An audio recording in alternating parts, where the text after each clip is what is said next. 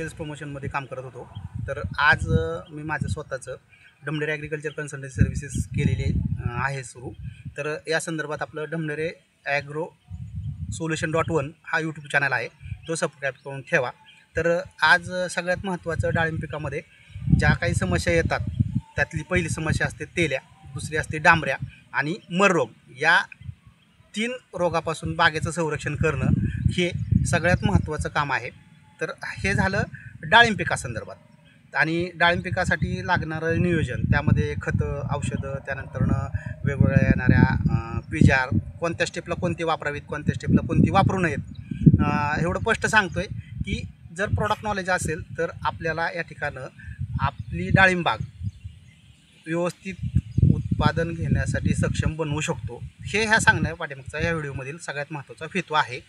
आणि त्याचबरोबर डाळिंब पिकामध्ये कोणत्याही प्रकारचा आंतरपीक घेऊ नये हा सगळ्यात महत्त्वाचा आपल्या कन्सल्टन्सीमार्फत दिला जाणारा सल्ला किंवा मार्गदर्शन आहे, हे लक्षात घ्या. आणि दुसरी गोष्ट, जर तुम्हाला आंतरपीक घ्यायचंच असेल तर ते पिकाला पूरक असं डाळिंब पिकासाठी निवडावं. त्यामध्ये झेंडू निवडू शकता आणि ऑदर क्रॉपमध्ये समजा उदाहरणार्थ कांदा वगैरे घेऊ शकता, पण तो घेण्याचा टाळावा ही ह्या व्हिडिओच्या माध्यमातून सांगण्याची संकल्पना आहे. आणि हा व्हिडिओ जास्तीत जास्त शेअर करा, जास्तीत जास्त लोकांपर्यंत जाऊ द्या.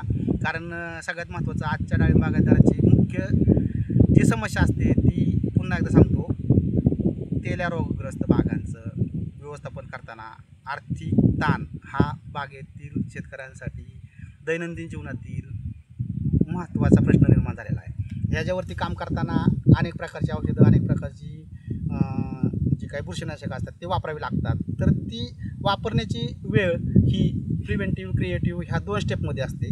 तर ती जर आपण व्यवस्थित नियोजन ठेवलं तर आपल्याला आपल्या बागेमध्ये तेल्याचं संरक्षण करता येऊ शकतं. त्यानंतर डांबऱ्याचंही करता येतं. त्यानंतर मर रोगही आपण मुक्त करण्यासाठी प्रयत्न करत असतो. तर त्यासाठी आपल्याकडून ढमढेरे ॲग्रिकल्चर कन्सल्टन्सी सर्व्हिसेस मार्फत मार्गदर्शन केलं जाणार आहे व करत असतो आहे. तर ही जी बाग आहे ही माळेगावमध्ये आहे. ही पवार साहेबांची म्हणजेच दिलीप शेट यांची आहे. तर सगळ्यात महत्त्वाचं हे सांगण्याचा उद्देश की बाबा ह्या बागामध्ये जे मी काम केलेलं सुरुवात आहे, ही डाळिंबाची बाग आहे. ही आज 80-85 दिवस दरम्यानची डाळिंबाची बाग झालेली. हिला छाटणी घेतलेली आहे आणि हिच्यामध्ये आंतरपीक म्हणून कांदा घेतलेला आहे.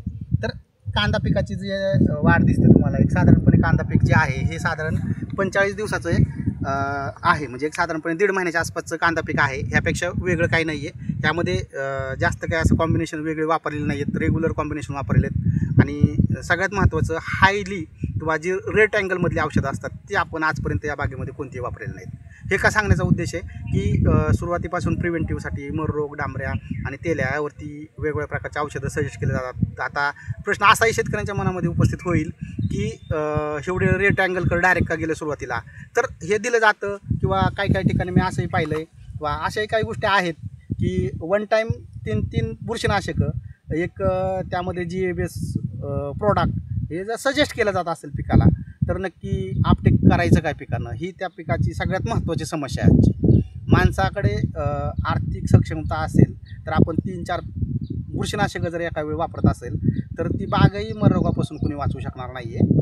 आणि डाळिंब पीक किंवा विषयुक्त जे अन्न आहे आपल्याला मानवी आहारात आपण समावेश करतो आहे, तो करताना म्हणजे यामध्ये आपण मानवी आरोग्य, शेतीचं आरोग्य, त्यानंतर पर्यावरण आणि इतर काही इन्व्हायरमेंटल चेंजेस असतात, या सगळ्यांचा संतुलित वापर करून किंवा संतुलित प्रमाणामध्ये त्यावरती विपरीत परिणाम होणार नाहीत अशा पद्धतीने शेती केली तर निश्चित त्यापासून आपल्याला चांगलं उत्पादन घेऊ शकतो.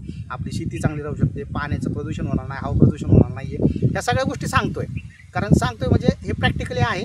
इथं आपल्याला कोणत्याही गोष्टीचं सेल्फ प्रमोशन किंवा कोणत्याही प्रॉडक्टचं आपल्याला डिमोशन करायचं नाही आहे. सगळ्यात महत्त्वाचं ह्या गोष्टी समजून घ्या. आणि हा व्हिडिओ आहे हा डाळिंब पिकासाठी मार्गदर्शक आहे. समजून ह्या गोष्टी ज्या आहेत त्यातले पॉईंट आऊट करा. तुम्हाला ज्या गोष्टी त्यात तुम्ही ज्या करतायत त्या थांबवण्याचा प्रयत्न करा. आणि योग्य मार्गदर्शन, योग्य सल्ला हा शेतीसाठी आज काळाची गरज बनलेली आहे. अतिरिक्त खर्च शेतीतले टाळा. धन्यवाद शेतकरी मित्रांनो. आता ती काढला घेतो म्हणजे विषय बंद करू नका.